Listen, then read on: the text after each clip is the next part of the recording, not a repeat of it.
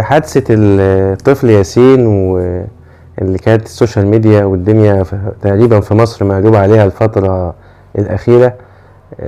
للأسف الحادثة دي أظهرت أن مصر فيها كم من الطائفية والتعصب اللي أصبح يهدد السلم الاجتماعي والأمن القومي المصري بالمناسبة. الأمر يعني أنا شايف أن هو خطير للغاية، ان حادثة زي دي هي قضية جنائية اتحولت لصراع بين المسلمين والمسيحيين، لان المجني عليه مسلم والجاني مسيحي.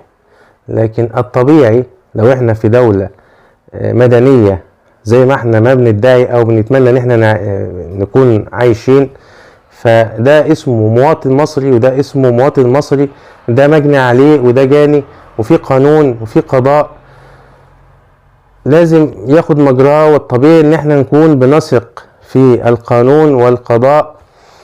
ووالد الولد ووالدته لجأوا للقضاء، فالطبيعي ان احنا كنا نتضامن مع الضحية. ده شيء طبيعي لان الحادثة كانت صعبة للغاية على انفسنا جميعا، وننتظر حكم القضاء.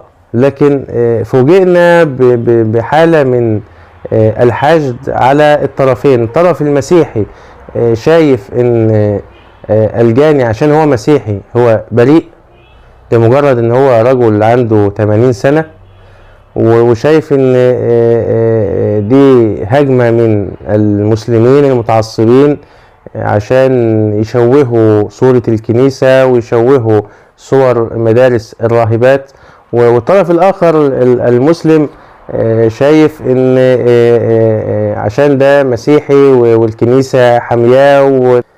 فقضية جنائية بسيطة كانت ممكن تولع في البلد. فأنا شايف بعد الحادثة دي ان بلدنا بالمناسبة في خطر حقيقي. الوحدة الوطنية اللي احنا دايما بنتكلم عليها في المناسبات طلعت فعلا هي مجرد شعارات في المناسبات. مفيش وحدة وطنية، في نار موجودة تحت الرماد في اي لحظة ممكن تشتعل تاكل البلد باللي فيها. فأتمنى من الأزهر والكنيسة والإعلام المصري اللي للأسف مش مصري لأنه مش مشغول بقضايانا الحقيقية، انه يلعب دوره بقى الحقيقي.